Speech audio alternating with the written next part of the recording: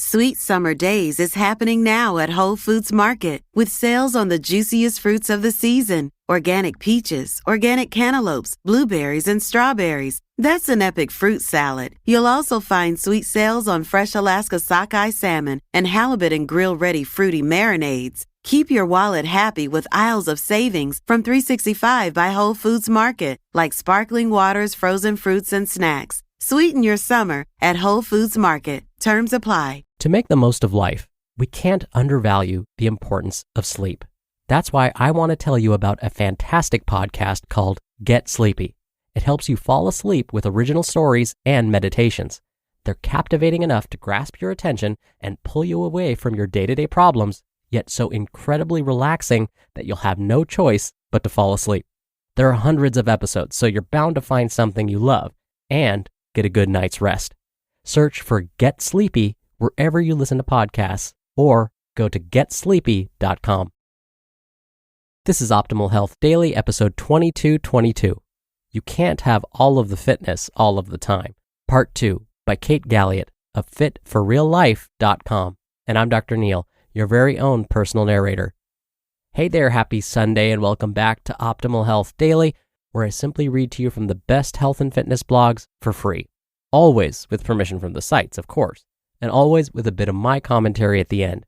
Now, today's post is part 2 from yesterday, so if you're new here or skipping around, I'd recommend listening to yesterday's episode first. That was episode 2221.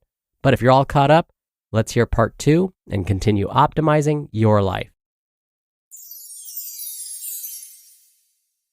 You Can't Have All of the Fitness All of the Time, Part 2 by Kate Galliett of fitforreallife.com.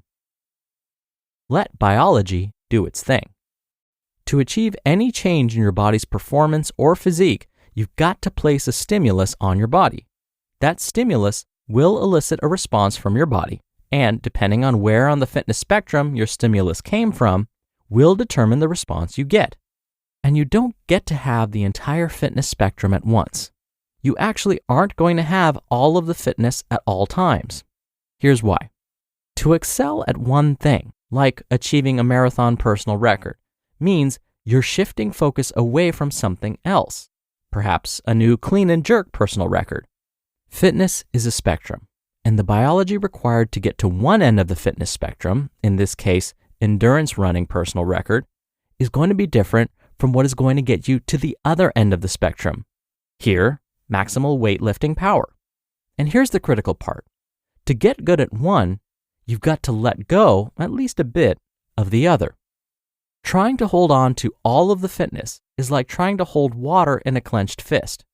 It will slip right through your fingers, and you'll find none of your fitness moving to the excels at category.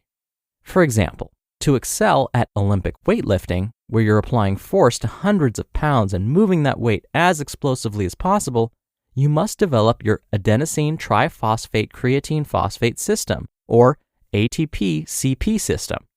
Whereas with endurance running, you'd be on the far opposite end of the spectrum, having developed your aerobic metabolic pathway to be extremely efficient. Remember, your body is simply listening for and responding to the signals you give it. The more consistent the signal, the more response in that direction it will elicit. Thus, if your signal is consistently telling your body to upgrade its efficiency in its aerobic pathways and slow twitch muscle fibers, which would happen when training for an endurance event, it will also take note that you are not stimulating its anaerobic pathways and fast twitch fibers as much, leading it to downgrade its efficiency and strength in those areas. But I want to train a little of both of those things so that I can achieve them both. Well, that middle ground of the fitness spectrum, where you can do a bit of running, you can lift a bit of weight, you have a bit of definition, that can totally be your fitness goal. Just know that with that goal, like any other, you will be letting go of other parts of the fitness spectrum as you work to attain it. There are biological limitations on how many different aspects of fitness you can hold on to at the same time. If you want to have a little bit of a bunch of fitness, then know that you're not going to have a top-end amount of fitness in any one area. Finding satisfaction in your progress. If you want to improve at a sport that is glycogen demanding, like weightlifting, sprinting, or gymnastics, get excited by the fact that you're changing your physiology to do that. It's silly to put any emotion towards the fact that, in doing so, you'll likely lose some of your fitness at running for distance. If you're coming off a major life stressor and consistent workouts and incredible health are your top goals, don't waste time envying the six-pack abs that a friend has achieved, which they have been dialed into their training for months to achieve. You're not at the same place as them, and you're coming from a different place as them. Apples and oranges don't compare. Do not let someone else's fitness accomplishment distract you from your end goal and desired feeling of accomplishment. Someone else's Ironman training workouts in no way detract from what you're doing on your journey toward your first legit pull-up. Letting someone else's fitness detract from your own means chipping away at the very thing that a fitness goal is designed to give you, self-confidence, by way of a personal best in a fitness pursuit. Once you've decided on a goal, put the blinders on and get to work. In 13 years of working with clients, time and again, the ones who do the best are the ones who pick one or two goals and diligently and consistently work on them. The ones who struggle are the ones who, every 4 or 5 weeks, come up with something new to work for. These folks must learn to make the doing of the goal as much fun as the planning of the goal.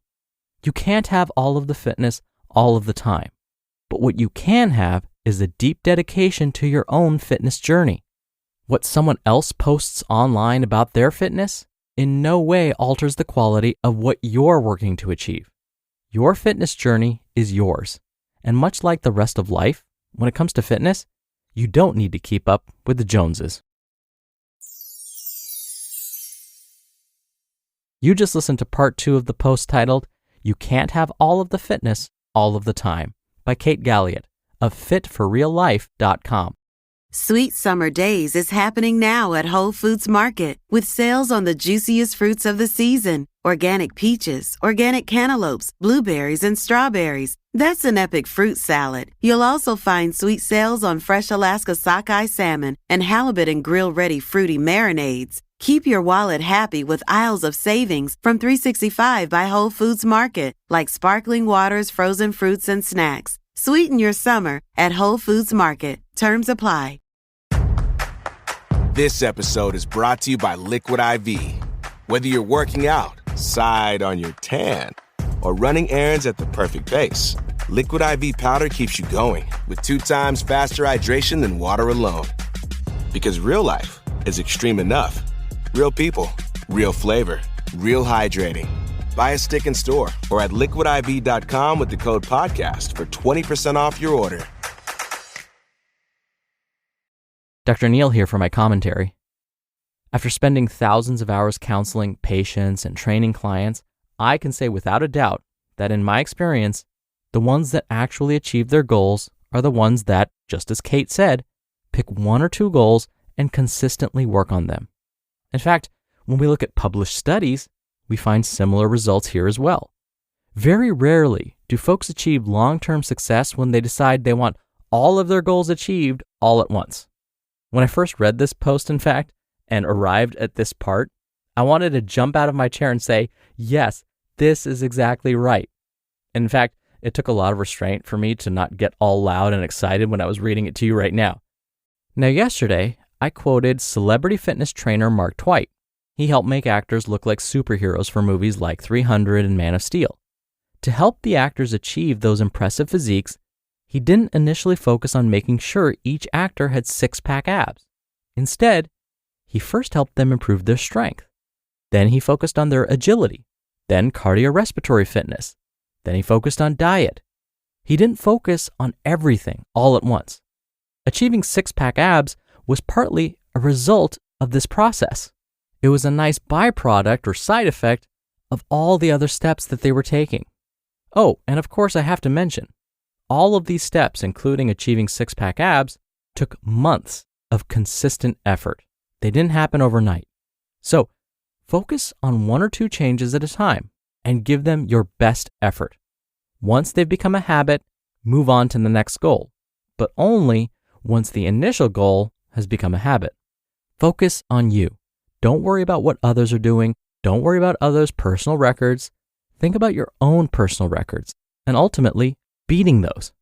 Because as today's author, Kate, so perfectly put it, your journey is yours and no one else's.